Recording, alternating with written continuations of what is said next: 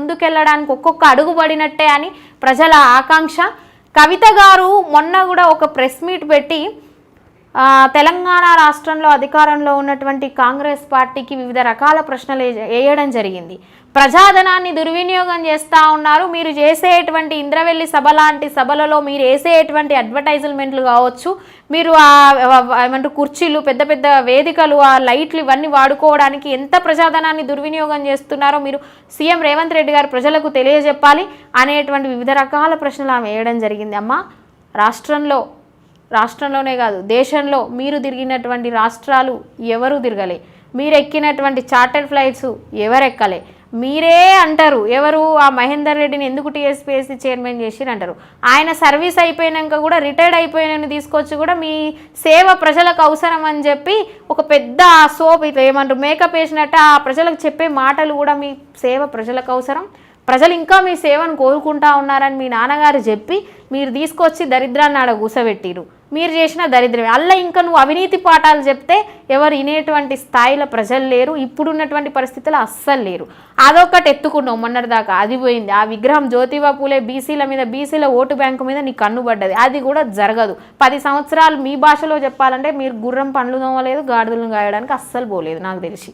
ఇవన్నీ జరగలేదు కాబట్టి అప్పుడు నోరు లేవంది, ఇప్పుడే ఎందుకు లేస్తుంది అనేది అందరికీ తెలుసు. మరి మీరు ఇంద్రవెల్లి సభ మీద అడిగినటువంటి ఖర్చుల లెక్క ఈరోజు లిక్కర్ స్కామ్లో జరిగినటువంటి మీకు వచ్చినటువంటి సమన్లు మీరు ఏదైతే నిందితురాలుగా అందులో చేర్చబడ్డారో దానికి సమాధానం ఎక్కడిది? ఈరోజు ప్రెస్ మీట్ పెట్టండి, దానికి సమాధానం ఇవ్వాల్సినటువంటి బాధ్యత మీకు ఉంటుంది కదా. బీఆర్ఎస్ పార్టీ అనేది ఈ రాష్ట్రంలో మీరు చెప్పుకుంటున్నటువంటి శక్తి ఎక్కువగా అత్యంత స్ట్రాంగెస్ట్ ప్రతిపక్షాన్ని మేము ఏర్పాటు చేయగలిగినాం 39 మంది ఎమ్మెల్యేలతో. అసెంబ్లీలో ఈరోజు మేము కాంగ్రెస్ పార్టీని ప్రశ్నిస్తూ ఉన్నామని అంటే హరీష్ రావు లేస్తాడు, లేకపోతే కేటీఆర్ లేస్తాడు. ఈ లేచి ఈ ముచ్చట్లు చెప్పుడే వద్దు. మీకు ఏదైతే నోటీసులు వచ్చినాయో ఖచ్చితంగా 26వ తారీఖు మీరు హాజరవ్వాలి. అందులో మీరు నిందితురాలిగా మీరు ఒకవేళ నిజానికి ఇన్ని రోజులు నిందితురాలే అనే విషయం అందరికీ తెలుసు, మీరు లిక్కర్ రాని అని తెలుసు. కానీ అది బయటపడకుండా మీ నాన్నగారు చేసినటువంటి ఆ ఢిల్లీలో ఏదైతే లోపాయకార ఒప్పందాలు ఇవి నిలబడవు. ఎందుకంటే కాంగ్రెస్ పార్టీ పూర్తిగా కూడా తమదైనటువంటి వేటలో కొనసాగుతూ ఉంది.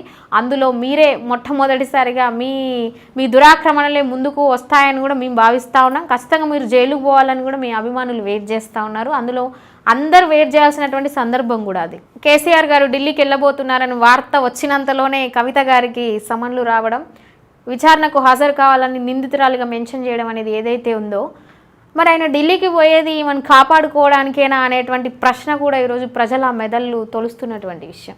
ఎందుకంటే మీరు తెలివి మీద అతి తెలివి వ్యూహాలు పన్నినటువంటి ఏదైతే మీరు చేసేటువంటి రచనలు అనేది కేసీఆర్ గారిది అందరికీ తెలుసు. ఎందుకంటే అతి తెలివి ప్రదర్శించే తెలంగాణలో 2 సార్లు సీఎం అయ్యారు, 2 సార్లు మీ కవిత గారిని కాపాడుకొని అరెస్ట్ కాకుండా తెచ్చుకున్నారు. కానీ అదే వాళ్లకు ఇబ్బంది అయ్యి ఈరోజు బీఆర్ఎస్ పార్టీ ఓడిపోవడానికి కూడా కారణమైంది. ఏదైతే కవిత గారిని లిక్కర్ స్కామ్లో అరెస్ట్ కాకపోవడం ఏదైతే ఉందో అది కూడా ఒక ప్రధాన కారణంగా ఈరోజు బీఆర్ఎస్ పార్టీ తెలంగాణ రాష్ట్రంలో ఓడిపోవడానికి ఒక కారణమై నిల్చుంది. దాని తర్వాత ప్రజాధనం దుర్వినియోగం అనే విషయానికి వస్తే మీరు కవిత గారు చెప్పినటువంటి విషయం, ఈ సమన్ల విషయం, లిక్కర్ దందా ఆమె ఏదైతే ఆమె వెనక పెట్టుకొని ముందట విషయాన్ని మాట్లాడుతూ ఉంటుంది. కాబట్టి మీ నాన్నగారు ముఖ్యమంత్రిగా ఉన్నప్పుడు 10 సంవత్సరాల మీ పరిపాలనా కాలంలో మీరు వాడినటువంటి కాన్వాయ్లు, మీరు కొన్నటువంటి 22 ల్యాండ్ క్రూజర్స్, అవి ఒక్కొక్కటి కూడా దాదాపు 70 కోట్ల వరకు కూడా మీరు ఖర్చు పెట్టినటువంటిది అది ప్రజాధనం కాదా? అది దుర్వినియోగం కాదా? బుల్లెట్ ప్రూఫ్ భారతదేశంలో ప్రధానమంత్రి, రాష్ట్రపతి కూడా వాళ్లకు కూడా లేనటువంటి ప్రోటోకాల్స్ అన్నీ కూడా మీకే వచ్చి పడతాయి. అవన్నీ బుల్లెట్ ప్రూఫ్స్ పెట్టుకొని 22 ల్యాండ్ క్రూజర్స్ అంటే వాటికి బుల్లెట్ ప్రూఫ్స్ అంటే దాదాపు 70 కోట్లు అంటే ఎవడి సొమ్ము? 70 కోట్లు. కాళేశ్వరం ప్రజాధనం దుర్వినియోగమే, అది తేలిపోయింది. ల్యాండ్ క్రూజర్స్ ప్రజాధనం దుర్వినియోగమే. మీరు తిరిగేటువంటి 40-50 కాన్వాయ్లు వేసుకొని ఈ రాష్ట్రానికి ఆ రాష్ట్రానికి తిరుగుతాం, అవి కూడా ప్రజాధనం దుర్వినియోగమే. ఎట్లా అమ్మ అవినీతి పాఠాలు నువ్వు చెప్పడం, మేము వినడం?